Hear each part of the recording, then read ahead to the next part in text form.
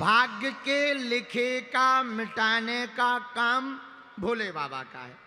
भोले बाबा भाग्य में लिखा हुआ कोई मिटा सकता तो शंकर जी मिटा सकते हैं।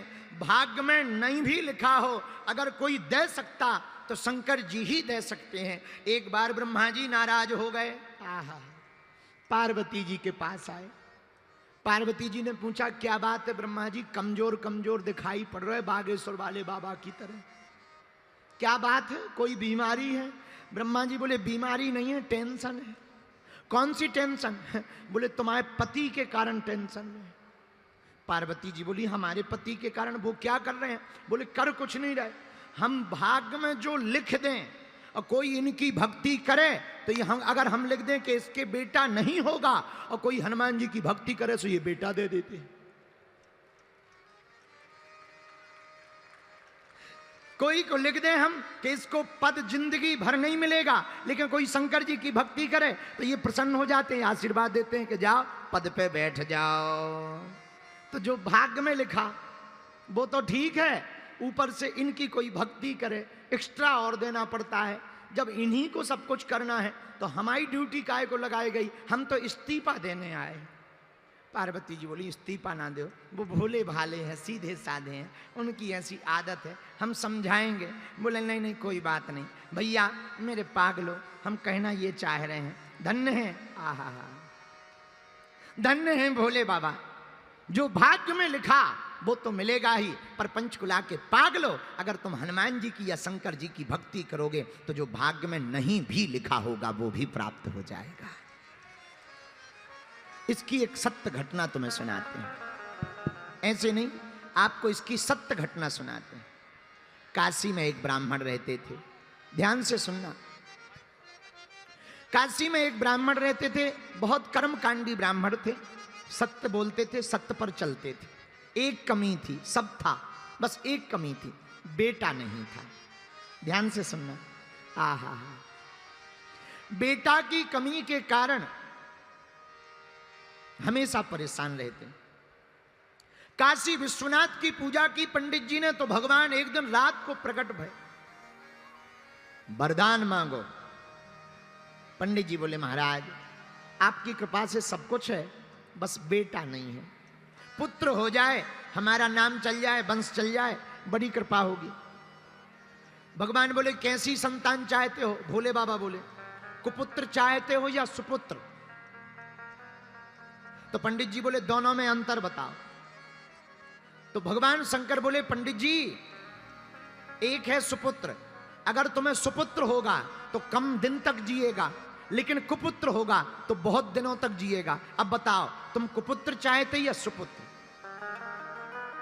बोले महाराज अगर सुपुत्र मांगे तो कितने दिन रहेगा? बोले बेटा तो होगा पर मात्र 5 साल जिएगा, 6 साल नहीं जी पाएगा, मात्र 5 साल। ब्राह्मण ने सोचा कुपुत्र लेने से क्या फायदा, कुपुत्र हो जाएगा तो रोते ही रहेंगे, चलो अब शंकर जी प्रकट हो ही गए, बेटा का सुख मिल जाए, गोद में खिला लें, 5 साल ही सही। हे भोले बाबा आप तो हमें सुपुत्र दे दो। भोले बाबा ने कहा तथास्तु तथास्तु तथास्तु। भोले बाबा चले गए। अब ब्राह्मण बेचारा रोज ओम नमः शिवाय, ओम नमः शिवाय, ओम नमः शिवाय, ओम नमः शिवाय, ओम नमः शिवाय, ओम नमः शिवाय जप करने लगा। धीरे धीरे समय आया और भगवान की कृपा से 1 साल बाद एक बेटा हो गया। तो खुश भी हो और दुखी भी हो, रोए भी और हंसे भी। बेटा हो गया, नाम हो गया, खिलाने में अच्छा लगेगा, लेकिन ज्यादा दिन का मेहमान नहीं है, 5 साल का मेहमान। तो बार बार रोवे, याद आवे तो रोवे, बेटा को गोद में ले। इसी टेंशन में कब 4 साल बीत गए पता ही नहीं लगा। अब धीरे धीरे 5वां वर्ष लग गया। अब ब्राह्मण अपना दुख भी किसी को नहीं सुना सकते और किसी को बताएं तो लोग हंसे। इसी टेंशन में दिन न रात सूख गए, पर दिन न रात ओम नमः शिवाय, ओम नमः शिवाय, ओम नमः शिवाय, ओम नमः शिवाय। तो भागे भागे संतों के पास पंडित जी गए। संतों से कहा महाराज किसी की आयु अगर 5 साल की हो तो कैसे बढ़ाई जा सकती है? संतों ने कहा एक उपाय है। क्या? चत्वारि तस्य वर्धन्ते आयुर्विद्या यशो बलम। अगर कोई बालक या बालिका अपने से बड़े लोगों को प्रणाम करता है तो उसकी 4 चीजें स्वाभाविक बढ़ने लगती, आयु, विद्या, यश और बल। जो अपने से बड़ों को प्रणाम करके आशीर्वाद लेते हैं उनकी आयु, विद्या, यश और बल बढ़ने लगता। पंडित जी आप अपने बालक को प्रणाम करना सिखाओ, जो मिले सबको। पंडित जी ने कहा महाराज जो आ गया। छोटा सा बालक धोती पहना दी, तिलक लगा दिया।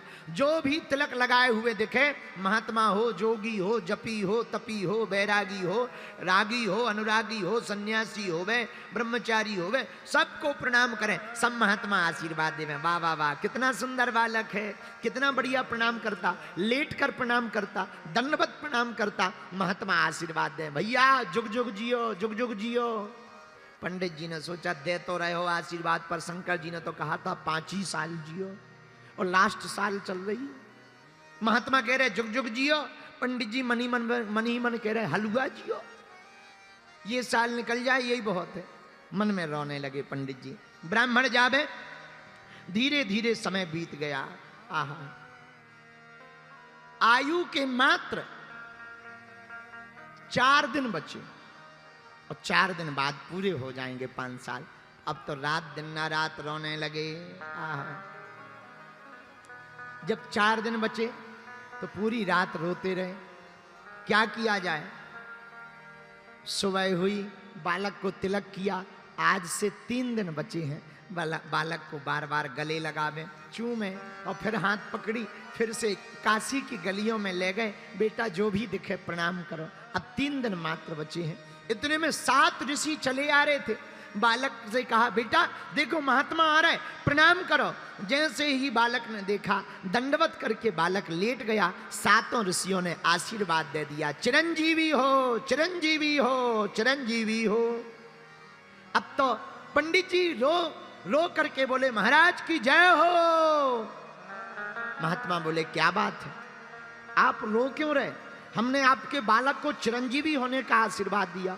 बोले महाराज या तो आपकी वाणी विफल होगी या शंकर जी की, 2 में से किसी एक की वाणी तो विफल होगी। बोले क्यों? बोले आपने कह दिया चिरंजीवी हो और शंकर जी ने कहा था मात्र 5 साल जिएगा। अब हमें समझ में नहीं आ रहा किसकी बात सिद्ध होगी। महात्मा बोले मामला क्या है? पंडित जी बोले महाराज और कोई मामला नहीं है, एक ही मामला है। इस बालक को 5 साल की आयु शंकर जी ने दी थी। और पंडित जी बोले महाराज हमें और तो टेंशन नहीं है, आपने चिरंजीवी कह दिया। अब अगर बालक मर जाएगा तो बदनामी आपकी होगी।